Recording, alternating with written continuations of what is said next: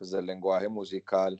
Estaba pensando si de pronto como plan de composición yo podía presentar la construcción de un algo que implique pues como el uso de estos algoritmos de músicas generativas y de inteligencia artificial, pues sin querer pues como ponerme la meta muy lejos, quería hacer como básicamente un programita o un patch o no sé, alguna construcción que intente hacer beats solo o para rapear, algo Ujú. así. Súper, súper, me parece muy bien. Ahí vale la pena que, bueno, primero que nos quede grabado el saludo y el tema de la clase de hoy. Eh, Saludos para todos. El tema de la clase de hoy entonces es los planes de composición. Vamos a discutir un poco durante la clase qué es lo que cada uno va teniendo como ideas y si tienen algo que presentar, pues sería rico que lo pudiéramos compartir en este espacio. De hecho, lo habíamos pues pactado como compromiso. Cuando hablamos de plan de composición, en este momento de la historia, y lo digo un poco también en el sentido de tu pregunta, Daniel, ese asunto es un asunto muy amplio. No solamente nos referimos a la idea de una composición tradicional, que inclusive en un medio pues como logocéntrico se expresa alrededor de una partitura. Aquí la cosa debería ser muchísimo más amplia, estamos en el siglo XXI. Y entonces, inclusive podría trascender la esfera de lo musical. Es decir, podríamos pensar en música, pero también podríamos pensar en sonorización, en arte sonoro y en muchas cosas que están conectadas con la música. Ahora, la idea es decir algo, es decir, debería existir, no necesariamente, pero es una buena ayuda como punto de partida, una intención narrativa, decir algo con lo que queremos hacer y también esta, si es una exigencia del curso, debe haber algún esquema de colaboración hombre-máquina. ¿Qué quiero decir con ese esquema de colaboración hombre-máquina? Que podemos pensar en música estrictamente generativa, autónoma, es decir, nosotros ponemos algo, un programita, un patch, como tú lo dices, a que genere música hasta que lo apaguemos, y esa es una opción, es decir, absolutamente generativa y absolutamente autónoma, no hay sino que prenderlo. Y en el otro extremo está lo que llamamos composición asistida, es decir, usar algunas herramientas de música generativa para generar ideas de composición y hacer con esas ideas de composición algo diferente. Por ejemplo, cuando hacíamos los pads en Pure Data para construir músicas basadas en melodías basadas en cadenas de Markov, yo podría pensar que construyo una matriz para hacer melodías basadas en cadenas de Markov y otra para hacer las dinámicas y otra para hacer, por ejemplo, una serie de articulaciones o efectos o lo que ustedes quieran. Y luego con esa propuesta que me construye ese sistema de Pure Data, entonces yo irme, copiarlo y decir, estos son los materiales con los que yo voy a construir una composición. Miren que ahí estamos en el extremo contrario de la autonomía. Ya no estamos hablando de poner un sistema que genere música solo, sino que estamos hablando de generar unas ideas a partir de las cuales vamos a hacer una composición en sentido tradicional. ¿Qué hay en medio de esos dos extremos? Todo lo que ustedes se quieran imaginar. Por ejemplo, la música basada en prompts. Uno podría pensar, como estuvimos explorando la vez pasada, hay algunos sistemas que pueden generar músicas basadas en prompts y uno podría usar eso como punto de partida.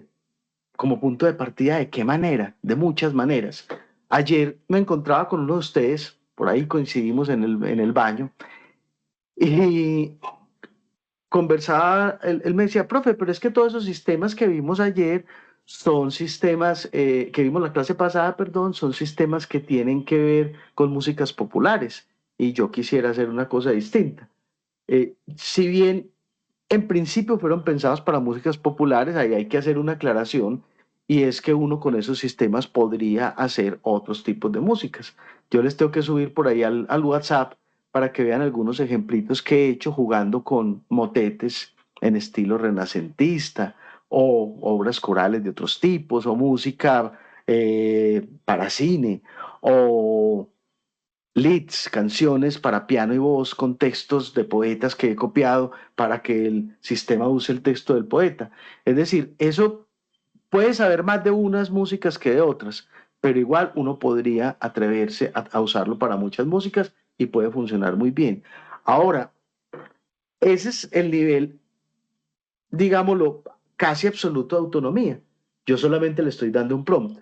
Y si yo evoluciono con el prompt y voy pensando refinar ese prompt diciéndole es que yo quiero que el poema sea con esta estructura métrica y es que yo quiero que el piano tenga un papel protagónico y que el piano en su discurso pianístico trate de decir lo mismo que está diciendo el poema y es que yo quiero que esté en fa mayor y es que yo quiero que esto y esto y esto, entonces voy puliendo el prompt y miren que ahí lo que se va dando al pulir el prompt es una interacción hombre-máquina. Y en esa interacción hombre-máquina yo estoy haciendo un proceso que hasta cierto punto, y podemos discutirlo toda la vida y no llegar a un acuerdo, es un proceso colaborativo hombre-máquina. Ahora, ¿qué es lo que yo voy a hacer con esa composición? Podría quedarme ahí, pero también podría pensar, por ejemplo, que eso es material precomposicional. Es decir, el sistema hace eso, yo transcribo ideas de ahí y con esas ideas compongo. O también, el sistema hace eso, yo descargo los stems son stereo mixes, es decir, son submezclas de componentes de la grabación. Normalmente los stems que entregan este tipo de sistemas son la voz sola o las voces solas, el bajo, la batería y los demás instrumentos. Normalmente entregan 4 mezclitas. Uno podría decir, voy a usar eso como material de trabajo, me lo llevo para un DAW y aprovecho la batería y el bajo y con eso construyo una obra distinta. También podría pensar, por ejemplo, que es que eso que me entregan estos sistemas, yo lo voy a partir en pedacitos y con esos pedacitos voy a hacer algo basado en loops, en chops, en lo que ustedes quieran, porque ahí ustedes son los compositores. Es decir, no me podría quedar horas y horas mencionándoles cosas que se pueden hacer, donde hay algún nivel de interacción hombre-máquina y donde hay un nivel de autonomía. Ahora, piensen otra cosa también, que es lo generativo. Y cuando empezamos, lo primero que se nos ocurrió de hablar fue melodías escritas generativamente, pero ya sabemos que cualquier elemento musical se podría generar usando distintas técnicas que van desde esas técnicas probabilísticas, por ejemplo, basadas en números aleatorios o en matrices en cadenas de Markov o lo que sea, hasta procesos de inteligencia artificial. Pero, ¿qué más puedo generar? Puedo generar instrumentos sintetizados. Entonces hay una cantidad de herramientas del proyecto Magenta, por ejemplo, que tienen la posibilidad de jugar, por ejemplo, con 2 extremos de síntesis, donde uno dice, en este extremo está un acordeón y en este extremo está una voz humana, y yo me voy a mover en el intermedio buscando puntos entre la voz humana y el acordeón y voy a construir una obra con eso. Entonces ahí lo que me está aportando lo generativo, visto desde una perspectiva súper amplia, es la tímbrica, la posibilidad de la exploración de la tímbrica y la generación de síntesis. Hay sintetizadores que funcionan con prompts, hay una cantidad de cosas y se trata solo de buscar y de buscar cada día porque eso va creciendo. También podría pensar en síntesis de músicas cantadas. Entonces ustedes podrían usar para una composición propia una herramienta como Synthetizer V, que por aquí lo tienen en el Moodle, que es una herramienta que sirve para uno escribir el texto, las inflexiones del texto, cómo quiere el fraseo, cómo quiere que se comporte ese texto, y escoger una voz clonada y poner esa voz clonada a cantar. Ahora, ahí también cabe toda la experimentación. ¿Una voz clonada de quién? Puede ser mía, puede ser de un cantante famoso, puede ser una experiencia de dueto cantando con un cantante famoso. Eso debería estar inspirado en un concepto, sí, pero entonces ahí hay que tener otra fase de creatividad donde pensamos en ¿Cuál es ese concepto? Por ejemplo, yo voy a cantar con María Calas. María Calas es una soprano que se murió hace cantidad de tiempo, pero vamos a hacer una colaboración y voy a usar una de estas herramientas para clonar la voz de María Calas y vamos a hacer un dueto donde hablemos de la relación entre la ópera como manifestación centroeuropea y las músicas populares, donde yo canto lo popular en términos de músicas urbanas, trap, por ejemplo, y María Calas aporta el componente de ópera. Y entonces, ¿para qué estoy usando lo generativo? Pues para generar las voces, para generar la voz de María Calas. Entonces, miren que la esfera es supremamente amplia y uno podría plantear muchísimas opciones y todas son válidas y muy posibles. Ahora, recuerden que también Udio, por ejemplo, le permite a uno, eso sí, la versión de pago, pero ustedes pueden pedir el demo y esperar los 30 días y cancelarlo antes de que les cobren y cosas por el estilo, subir un audio para que él lo modifique basado en un prompt. Entonces ustedes pueden decir, yo hice esta composición, voy a subir el WAP o el archivo de audio WAP o IFF a Audio y le voy a decir a Audio que me lo modifique. Y esto es una cosa para trío instrumental colombiano, trío instrumental andino, y yo le voy a decir que quiero una versión orquestal, a ver qué hace Audio con eso. Y con eso que hace, puedo decir, esa es la obra terminada, definitiva, con un nivel altísimo de inteligencia artificial y un nivel un poco menos alto de participación mía, aunque yo soy el que está detrás del concepto, detrás de los prompts, etcétera, y eso es un trabajo creativo. No sé si con toda esta cantaleta les doy un poquito de luces y podemos entonces empezar a abrir el debate respecto a cuáles son las ideas que ustedes tienen. La idea es que al comentar y al discutir entre todas estas ideas puedan alimentarse con las ideas de los otros. Entonces, ¿quién quiere empezar? Santiago, adelante, hombre. ¿Cómo estás? Eso, buenos días. Buenos días. De pronto, profe, usted podría presentar desde el Teams, o bueno, no es necesario, ya voy a con decirles basta. Mi obra se llama Yanderuay. El concepto es básicamente qué pasaría si un asistente de IA se enamora de uno, como en esta película Hair, más o menos. Ajá. Pero presenta un comportamiento obsesivo y violento, lo que los japoneses llaman yanderes. Entonces, ¿qué pasaría si una IA con Internet of Things, o sea, que puede manipular cosas de tu casa y ese tipo de cosas conectadas a Internet, luces, cerraduras y así, le da un ataque de celos y te atrapa en tu propia casa? ¿Y qué pasa si le decís como que no la amas y que te deje en paz y entra en una espiral de locura y te lleva a ti con ella? Ese es como el concepto extramusical. Y la parte musical, lo que pensé es que con Synthesizer B, hacer como las voces, eh, con Suno Audio y A-Kitchen, hacer como la parte musical, llamémosla música de fondo, y ya unir eso y empezar a hacer como samples. Y esos samples, a través de un patch, empezar a procesarlos, a simular algo así como un proceso de corrupción. Entonces hay un género muy bacano que se llama breakcore, hace parte del electronic dance music, que se caracteriza primero por samplear el amen break, es este sample súper bacano, el tu, pa, pa, tu, pa, tu, pa, pa, tu, pa, pero lo hace de una forma en la que suena muy distorsionado, no en timbre, sino en ritmo. Distorsiona mucho el ritmo. Sí, Entonces hay desbaratado. demasiados cortes, sí, se desbarata ya. Entonces encontré muchos parches interesantes como para hacer efectos de glitches y hacer percusión en estilo breakcore de forma generativa. Entonces ya ahí tengo ahí esa combinación de hacer la IA enloqueciendo, combinándolo con, el breakcore y a ver qué pasa. Eso suena súper interesante. Yo quiero escuchar esa obra.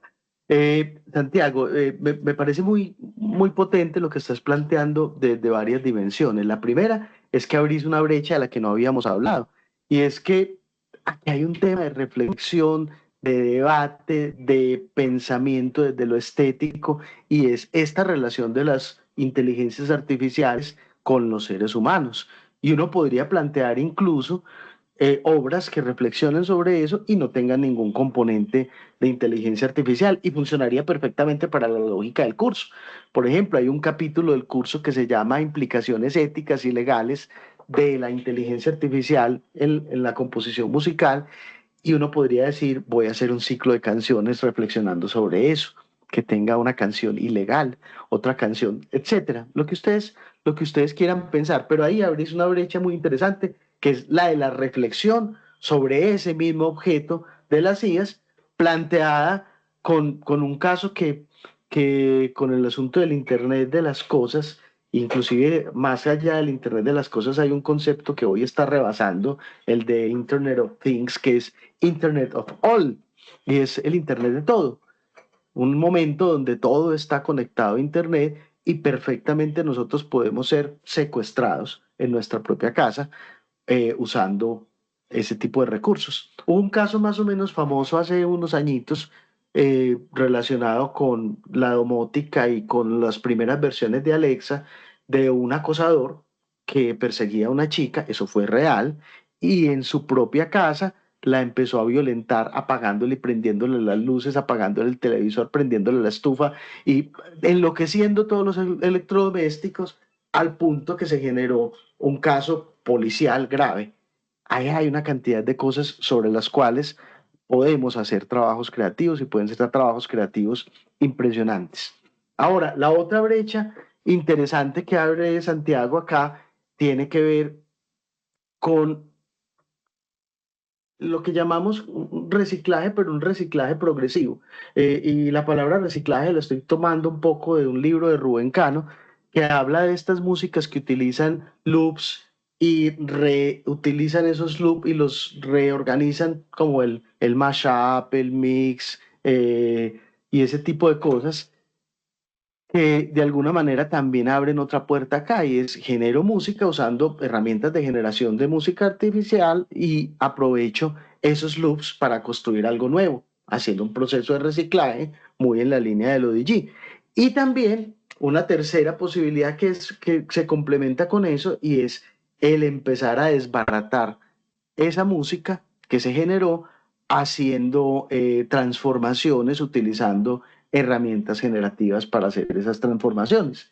Miren que aquí hay algo muy interesante en el trabajo de Santiago y es que está atacando el problema por tres esferas distintas, es decir, tiene el problema rodeado por un lado desde la reflexión misma sobre el fenómeno de la inteligencia artificial en los procesos creativos, por otro lado desde la generación de música y la reutilización reciclada de estas músicas, y por otro lado desde la transformación de esas cosas que ya existen, de esos objetos de audio que ya existen, para irlos desbaratando y convirtiendo en cosas nuevas. Y creo que el breakcore ahí es una elección supremamente interesante porque escenifica muy bien lo que estás planteando como concepto y como hilo narrativo. La máquina se enamora y todo se va distorsionando y se va desbaratando hasta el punto tal en que ya no es inteligible. Y eso tendrá un desenlace que ya será Santiago el que decide ese desenlace. Inclusive uno podría pensar en la posibilidad de un desenlace eh,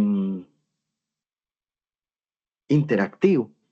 No sé si recuerdan el capítulo de Black Mirror, y eso no es tan moderno como Black Mirror, donde había varias opciones y aparecía un menú y decía, cogen al asesino, no cogen al asesino, y uno cogía vertientes de la historia.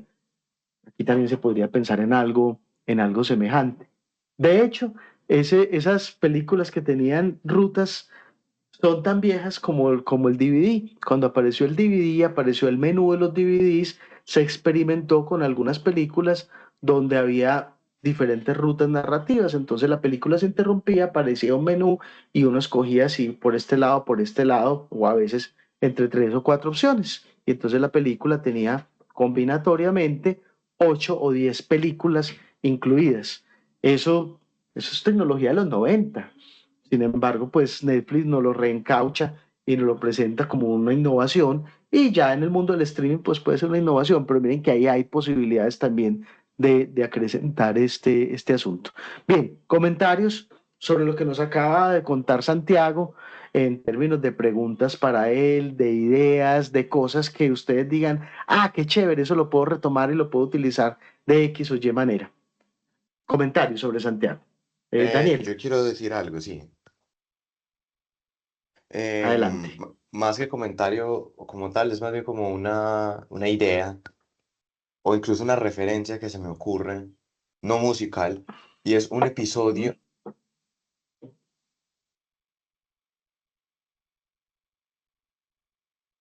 ¿Qué pasó? Se le cayó la conexión a Daniel. ¿Será que una IA se enamoró de Daniel y le estaba saboteando? Qué miedo, ¿cierto? Pero vamos a ver si se vuelve a conectar. Ok. Entonces, mientras tanto, alguien más intervenga, por favor. Comentarios acerca de lo que nos presentó Santi.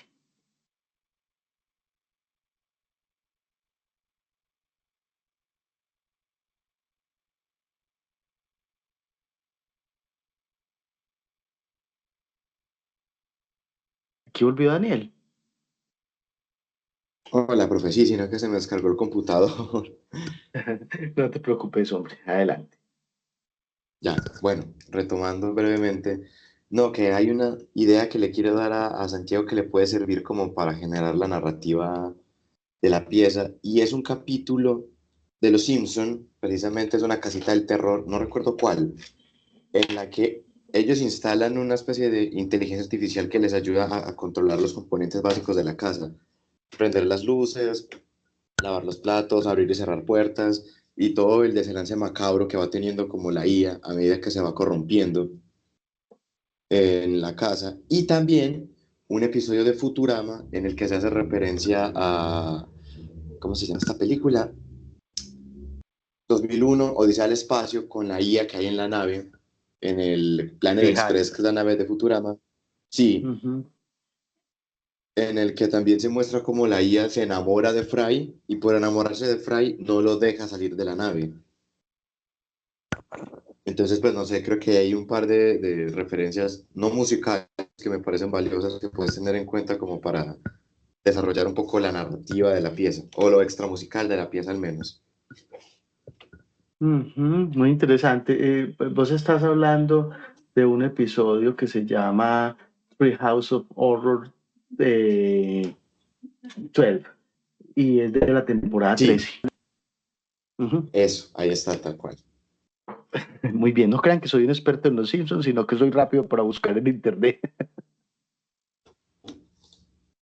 Sí, hay que buscar ideas para las narrativas en muchos lados, y creo que los Simpsons son un ejemplo muy interesante de ese flujo de ideas entre diversos tipos de conocimiento. Yo no sé si ustedes saben que parte de no solamente Cronenberg, sino los que construyen los Simpsons, 4 de esas personas tenían doctorado en matemáticas. El equipo ha cambiado, ya no es lo mismo, pero los Simpsons están llenos de una cantidad de referencias a teorías matemáticas, a teorías de la física, a teorías filosóficas, a películas, a música. Por eso ver Los Simpsons es tan difícil, porque hay como diferentes niveles de profundidad. Y solamente cuando uno los ve, por ejemplo, en ese grupo que Homero forma para hacer un concierto en una terraza, uno sabe que están haciendo referencia a ese concierto de los Beatles, pero hay que tener una cultura fuerte para eso. Hay un librito por ahí muy chévere para los que sean amantes de los Simpson, que se llama Los Simpson y las matemáticas, donde describe cómo es desde esa potencialidad que generan estos señores doctores en matemáticas, autores, guionistas de Los Simpson, que se empieza a generar todo ese flujo de ideas proveniente de otros discursos. Y creo que eso es muy diciente para los compositores, porque las músicas actuales muchas veces tienen ese tipo de elemento. Entonces, muy bien, muchas gracias por ese aporte, Daniel. Daniel, y ya que opinaste, ¿vos qué pensás hacer? Ah, bueno, perfecto. Justamente también quería hablar de ello. Bueno, Ujú, yo voy a compartirles, permítanme, yo abro aquí el chat, copio y pego esto. ujú, Ah,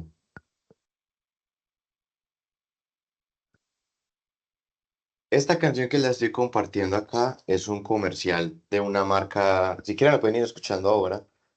Es un ujú, comercial de una marca gringa de pasteles y de repostería que le está haciendo propaganda a el Cheesy Delight, que es básicamente un producto nuevo que inventaron, ¿cierto? Que van a sacar al mercado. ujú, ¿Cuál es la particularidad? Que la canción fue hecha totalmente en IA, si mal no estoy, fue hecha en Suno. ujú. Y pues realmente fue hecha prácticamente sin intervenir. Ajá. O sea, prácticamente la Entonces, hizo Zuno. sí, pues, o sea, echaron el prompt, empezaron a buscar el prompt ideal hasta que lograron sacar esta canción.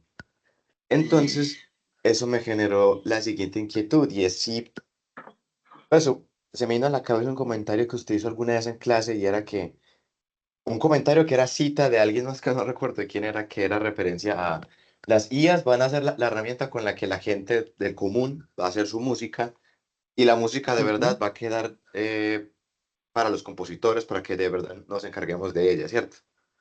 Si mal no estoy, ujú. más o Yo menos no así era di- la yo lo dije frase. de verdad, ahí está el disclaimer.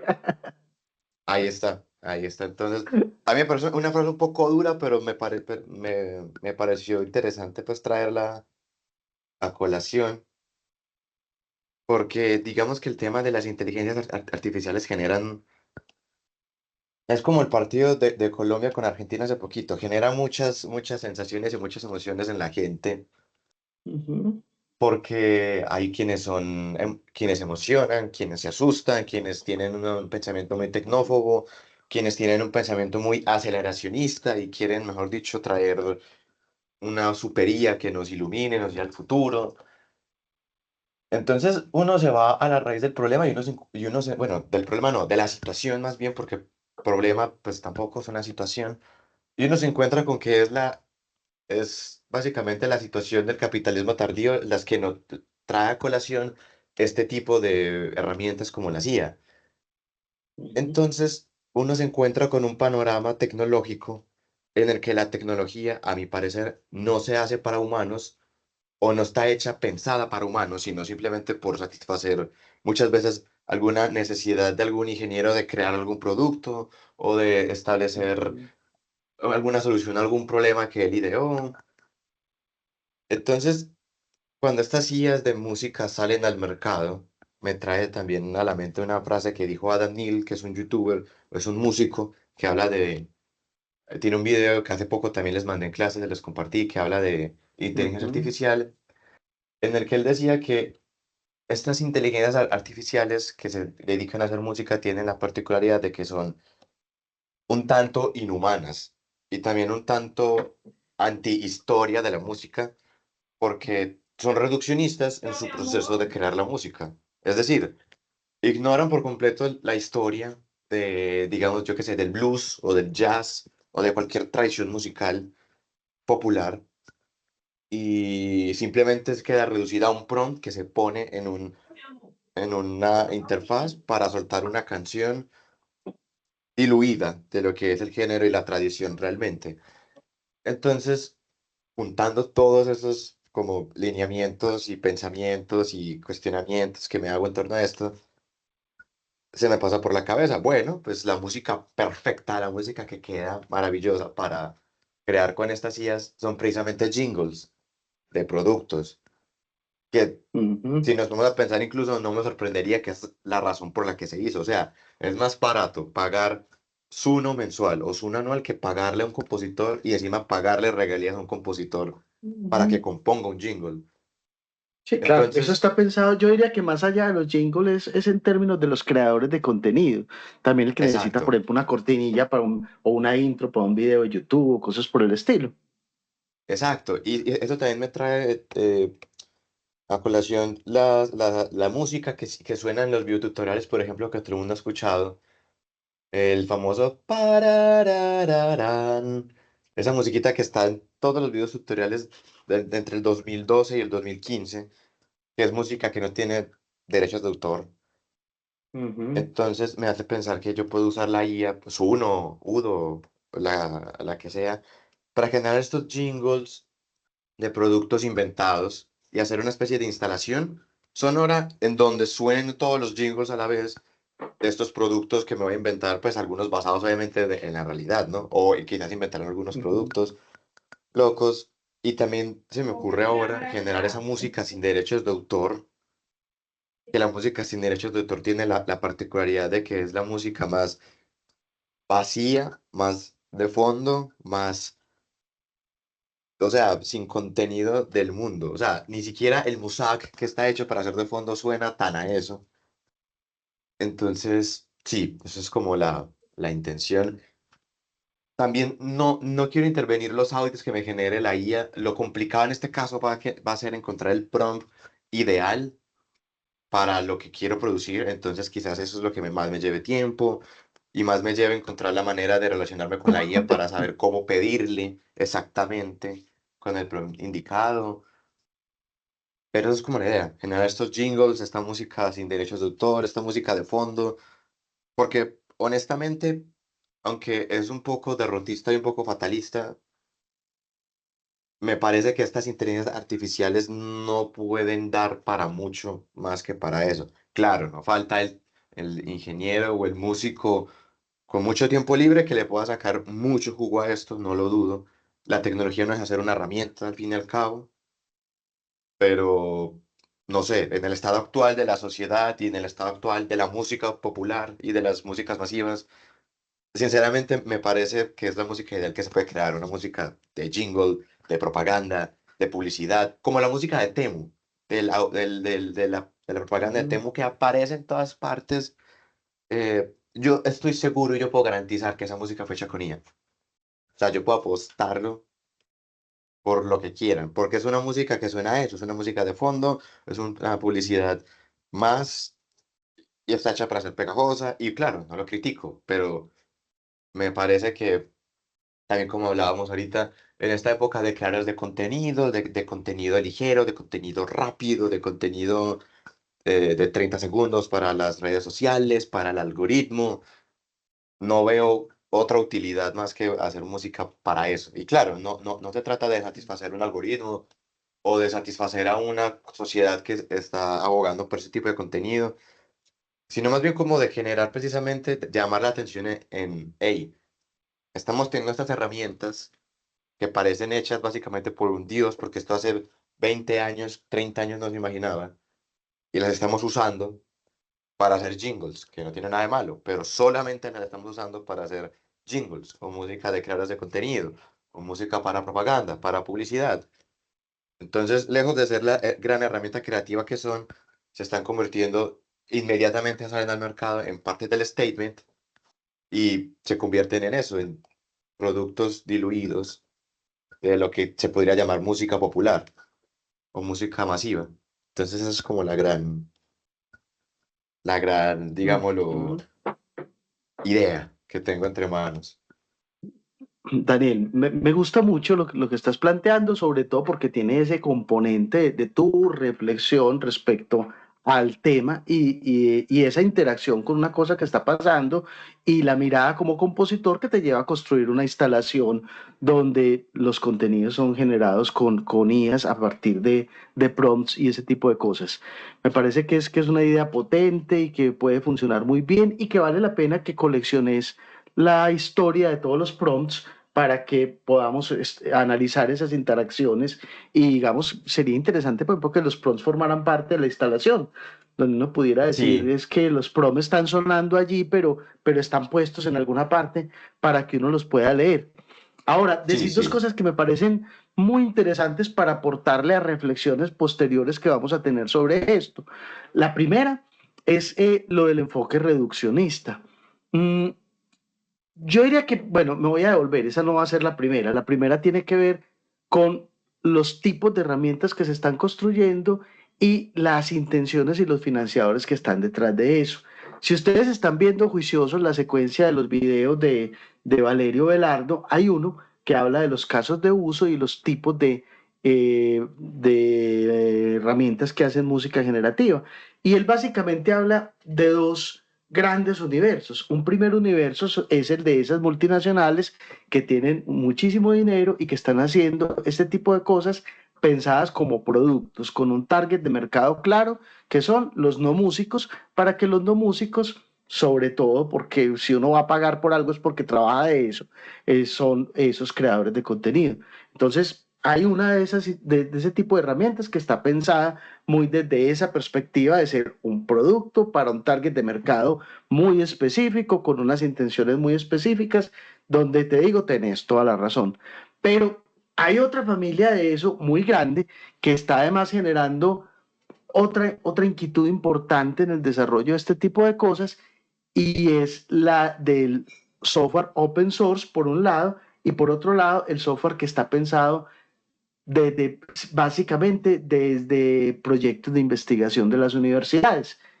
Allí uno encuentra intenciones completamente distintas y un potencial muy grande. Ahora, el problema es que normalmente ellos no hacen herramientas listas como Suno o como Udio, entonces uno ahí tiene que irse un poquitico más adentro. No sé si vieron el otro video que les recomendé la semana pasada sobre las 5 herramientas estas que recomienda Valerio Velardo, que son herramientas que vienen del mundo de la investigación, que son open source y que además permiten que uno mismo las entrene con sus datos y haga muchas cosas. Yo creo que el potencial para los creadores está es allí y no en las herramientas comerciales. Sin embargo, la reflexión sobre las herramientas comerciales me parece que es muy interesante. Ahora, sobre lo reduccionista, se me ocurren mil emociones encontradas, Daniel, porque cuando estabas diciendo que estas cosas se hicieron desde una perspectiva reduccionista, que no pretendía abarcar y entender las tradiciones y la historia de los géneros musicales que involucraban, entonces yo dije, el mejor ejemplo que se me ocurre de una perspectiva reduccionista que no consulta la historia y que no tiene nada que ver con la tradición en la que se escribe es la forma sonata. ¿No se han puesto a pensar en eso? Recuerden que la forma sonata fue un invento de Czerny y de otros 2 o 3 compositores amantes, y la palabra debe tener el tinte irónico que le estoy poniendo, de la música de Beethoven y de Beethoven como suprematista de las músicas posibles, donde ellos construyeron una descripción de cómo debía funcionar una música basada en cierto periodo creativo de Beethoven y en lo que Czerny sobre todo veía sobre ese proyecto creativo, y cómo esa mirada reduccionista que no representaba ni la práctica común ni la música del clasicismo ni la música del romanticismo se convirtió en la plantilla con la que hasta hoy se siguen formando compositores para decirles esto representa la forma sonata en el periodo clásico. Mire que ahí hay un reduccionismo y además es deliberado y aterrador. Y además de ser deliberado y aterrador, es el reduccionismo que nos llevó a lo que hoy tenemos en los conservatorios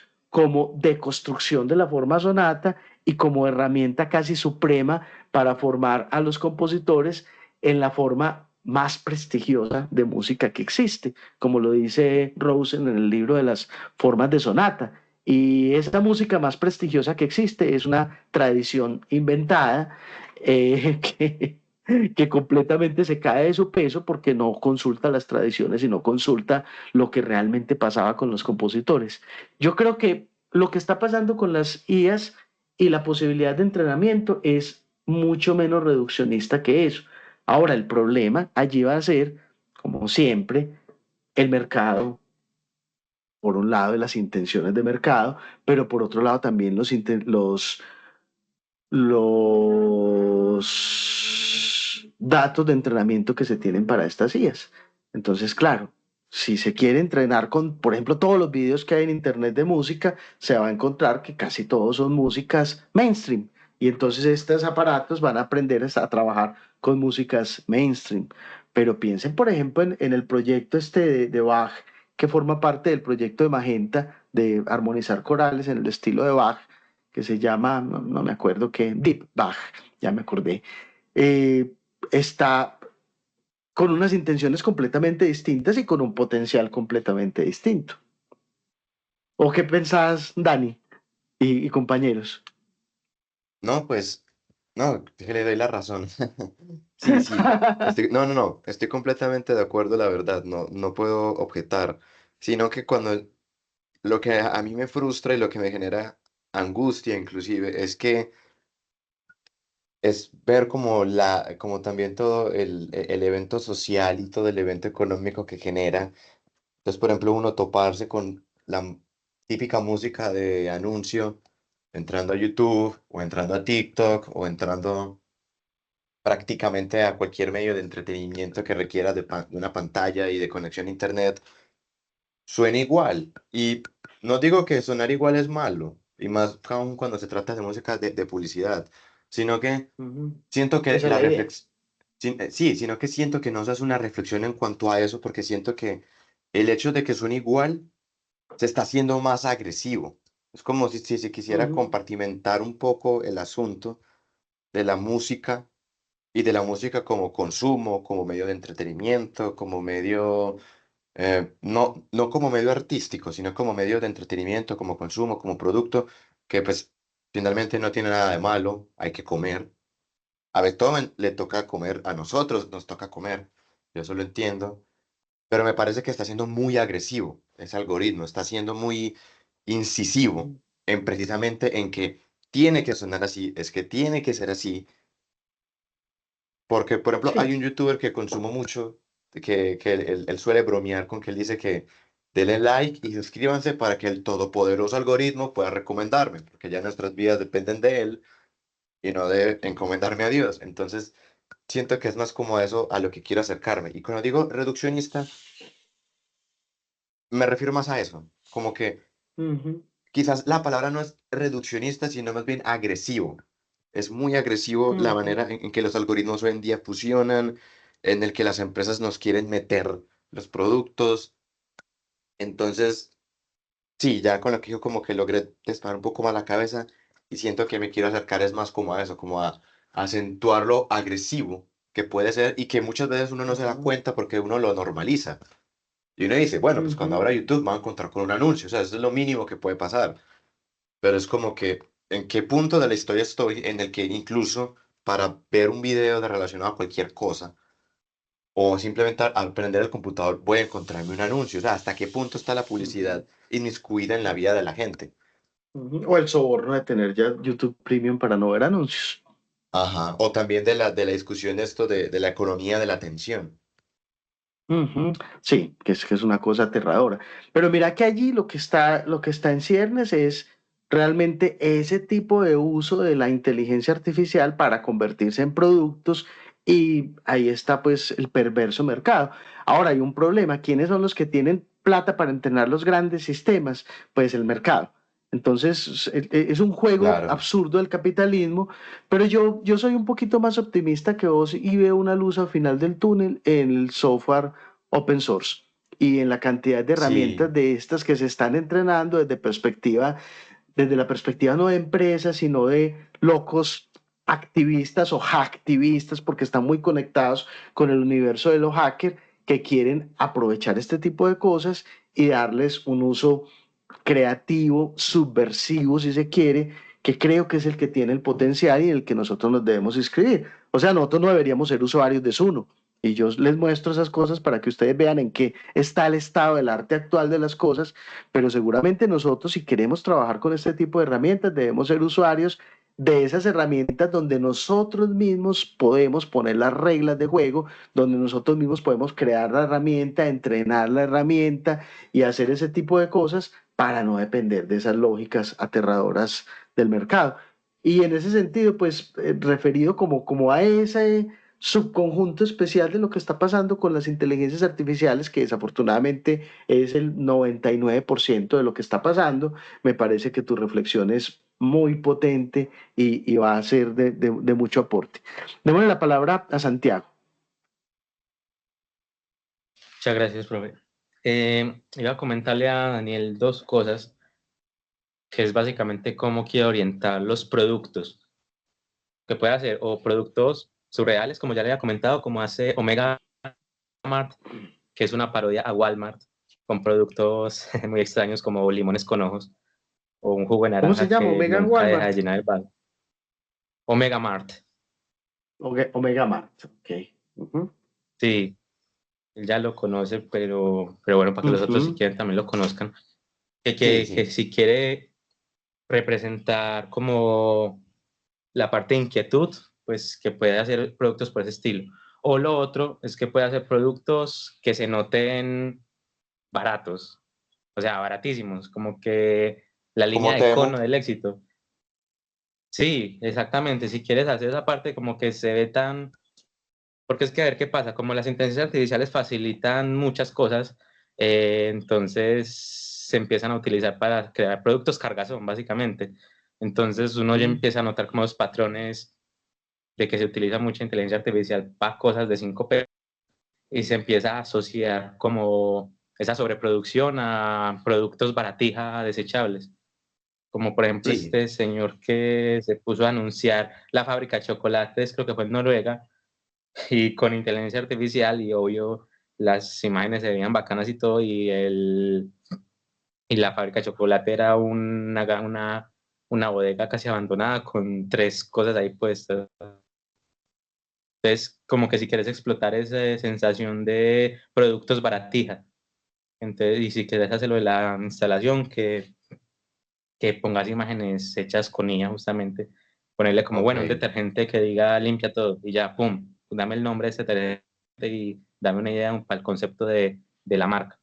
¿Sabes a qué me recuerda también un poco esto? A la empresa que crea todos los productos en Wall-E. ¿Cómo es? By and Large, creo que se llama, que By también and es, large, sí. que es una empresa así súper capitalista, que mejor dicho, todo lo que toca lo destruye y es así súper agresiva. Sí, no, pero gracias por las referencias, gracias por las ideas. Ujú. Sí, Daniel, y dos Listo. referencias más que pueden ser muy interesantes. Yo alguna vez vi alguna película que aquí le estaba preguntando a ChatGPT, a ver si ChatGPT me decía qué película era, eh, y ChatGPT me dijo que era Los locos también lloran, una película cuyo nombre en inglés es Mad Money de 2008. Resulta que en esa película hay un manicomio y en ese manicomio alguien decide montar una agencia de publicidad donde los locos son los publicistas. Y entonces la publicidad que se hace termina siendo una publicidad que tiene una mirada honesta y sincera de los productos, donde se dice, bueno, esto es un avión cómodo y bonito y todo, pero los aviones se caen y de todos modos compre el pasaje porque usted no tiene más remedio, pero tenga en cuenta que los aviones son peligrosos, y etcétera, etcétera. Esa mirada de la publicidad sincera, por ejemplo, de la mano de esa película, creyéndole a ChatGPT que sí es esa, voy a revisar si sí, puede ser bien Perdón, ¿cómo se interesante. llama la película? Los locos también lloran. Es que la busqué y me parece que es un álbum de un tal Poti. Como película no me aparece. ¿Cuál es el nombre Ok, en inglés, entonces perdón? vamos, Mad Money. Ah, Vamos a ya. ver. Locas por el dinero, según esto, de 2008. Ah, de 2008. Ok, exactamente. Claro que Bueno, no sé si sea, acá dice que tres parece que mujeres eso. idean un plan para robar un dinero destinado a ser destruido por la Sí, no, Reserva esta es Federal. otra cosa, no es esa. Hay que seguir buscándola, pero en todo caso, ahí les dejo la imprecisa referencia. Listo, Y lo gracias. otro es una pieza de Lelutier que se llama La Tanda Televisiva, no sé si la recuerdan.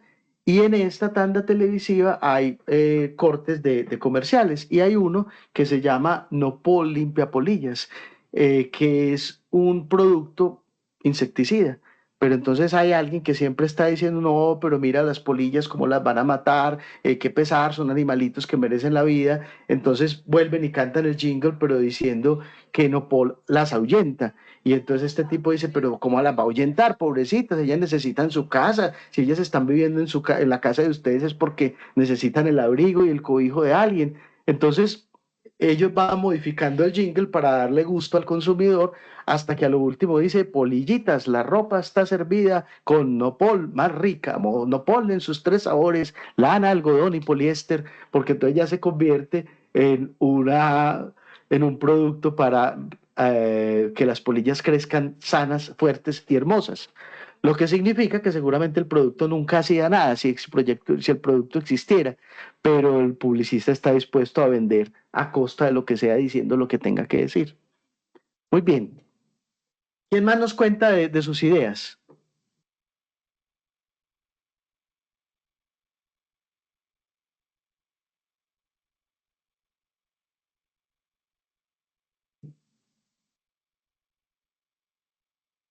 Profe, pues yo hice como Daniel. un roadmap, sí, Ujú. como estaba buscando la manera de proyectarlo porque lo tengo en Miro, bueno, vamos a hacerlo así. ¿Por qué no mandas más bien el enlace de Miro y yo comparto pantalla?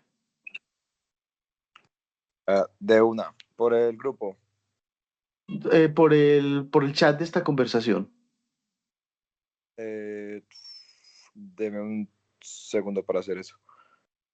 Claro. Aquí está. A ver.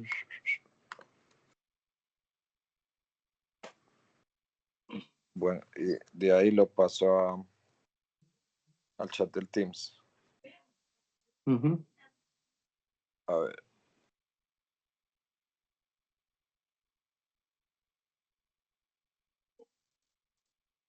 Aquí fue. A ver. Chat. Chat. Epa.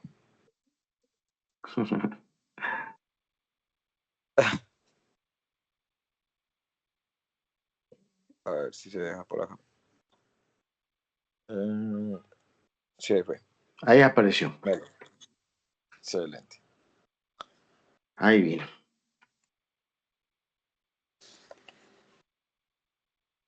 Esperemos que aparezca.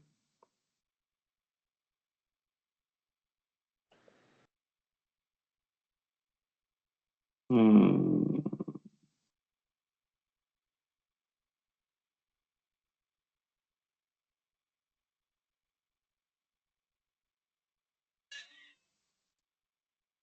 Listo. Ahora sí, Excelente. contanos. Bien, bienvenido. Bueno, Gracias. la descripción es muy general. Y además, pues como que abordándolos desde la perspectiva de los procesos de investigación-creación en la cual las diferentes etapas se retroalimentan, lo que hice fue como describir en la sección de arriba en estos cuadrados como las diferentes etapas, que lo primero sería como hacer una revisión de la cuestión para pasar a unas pruebas de implementación de diferentes algoritmos o uso de herramientas para ir determinando como qué se puede utilizar o qué no, qué es más difícil, qué es factible, qué es excede pues como las posibilidades en términos de tiempo o de conocimientos. Luego, en ese proceso, pues hacer como un funnel o filtrado de qué componentes finalmente se pueden utilizar para constituir el sistema y pasar a integrar esos componentes y hacer pues como pruebas del concepto para constituir los órganos de la máquina pues o de la construcción y finalmente poner eso a prueba con un estado pues de funcionamiento, como hacer unas pruebas de interacción usuario-máquina-intérprete. Todas estas etapas pues como que se retroalimentan entre sí porque pues a medida que vaya descartando herramientas tendré que volver a revisar pues como de lo que encontré que está disponible, qué más puedo probar, qué más puedo integrar y de esa manera pues como en ese proceso de exploración que sería como la etapa más larga, que es esta sección de arriba, poder llegar a la definición y los ajustes metodológicos para poder determinar pues como qué es lo que se construye finalmente. Y eso pues me llevaría a la definición de una interfaz y unas formas de interacción entre el usuario, la máquina y el intérprete finalmente, lo cual lleva pues a un estado concreto de la construcción de la máquina que finalmente permite la prueba performática, pues que como había comentado al comienzo, la idea es como hacer como un beatmaker artificial, pero yo sé que eso excede pues al alcance de este seminario, entonces es como ver qué tan lejos puedo llegar en esa ambición y puede ser una herramienta que extienda las habilidades de un usuario y le permita pues como utilizar una técnica híbrida entre lo que se construye o integra con inteligencia artificial o lenguajes de programación o pues como con estos diferentes frameworks, integrar eso a procesos más clásicos pues de producción musical o de, no sé si eso cabe pues hoy en día dentro de lo que llamamos composición, como el DJing, el looping, el sampling, pues como utilizar esa herramienta de manera híbrida para básicamente poder hacer un programa pues o una secuencia de beats para que alguien rapee pues o algunas personas rapeen o básicamente sí pues como que no sé, esto viene de una observación muy ingenua pues y muy desde la vida cotidiana que es a muchas personas les gusta pues como el freestyle, ¿cierto? La improvisación y esto, y a veces se hace difícil pues como encontrar buenos beats, o si se encuentran muy buenos beats, luego pues ya se cansan de usar siempre los mismos, entonces hay que estar como haciendo un constante digging, y de hecho pues en algunos puntos esto motiva a esas personas a involucrarse o aprender pues como los procesos de producción para poder terminar haciendo sus propios beats con sus samples cortados y hacer como una conceptualización de la pista también. Y estamos hablando de un proceso que pues no es para nada democrático, entendiendo como las profundas diferencias socioeconómicas, cómo afectan al sistema educativo y el acceso a la información.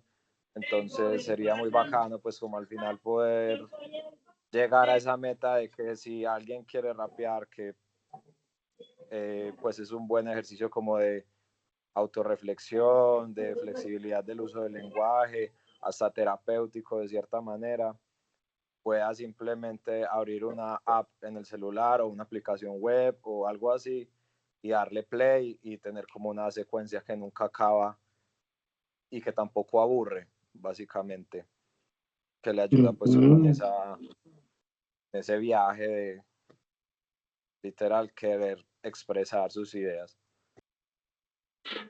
Daniel, me parece supremamente interesante lo que estás planteando. Adelante con el proyecto, me gusta mucho. Ahí habría que hacernos unas preguntas grandes como para que alimenten la reflexión en el curso y tienen que ver con dos cosas. La primera es si un software podría considerarse composición musical. Mi óptica es que en una mirada amplia del término, sí, absolutamente sí, siempre y cuando ese software exprese una visión creativa. De alguna perspectiva, no deberías pensarlo como tan funcionalista en el sentido de que sirva para crear beats para rapear, sino que esos beats que se crean para rapear expresen tu concepción acerca del rap. Es decir, es rapear acompañado por Daniel. Y ese Daniel No, yo no voy a expresado en rapear. términos de un software. No, rapear acompañado por el software que hace los beats, que ese software que hace los beats lo hiciste vos. ¿Sí?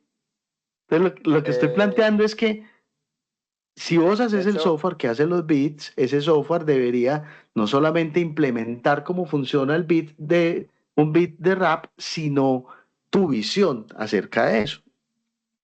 ok, sino que pues como en el estado que yo considero alcanzable para el marco del seminario, lo veo más bien como en esa formación clásica DJ MC. El DJ fue acompañado pues en la evolución histórica pues de ese formato por las tornamesas, las Technics o por luego las CDJ, ¿cierto? Como las unidades de CD o herramientas de DJ.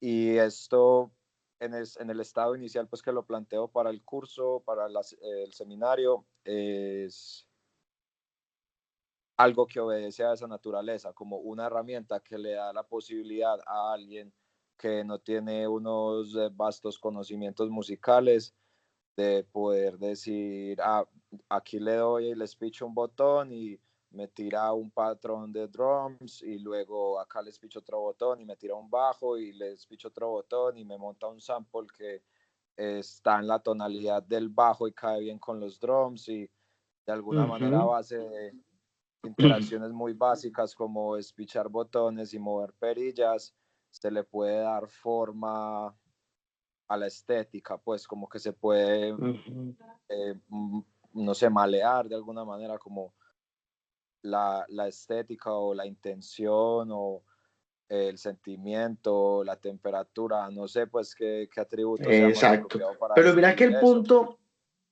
el punto que te separa de un desarrollo de software convencional es precisamente el que ese software logre expresar una estética.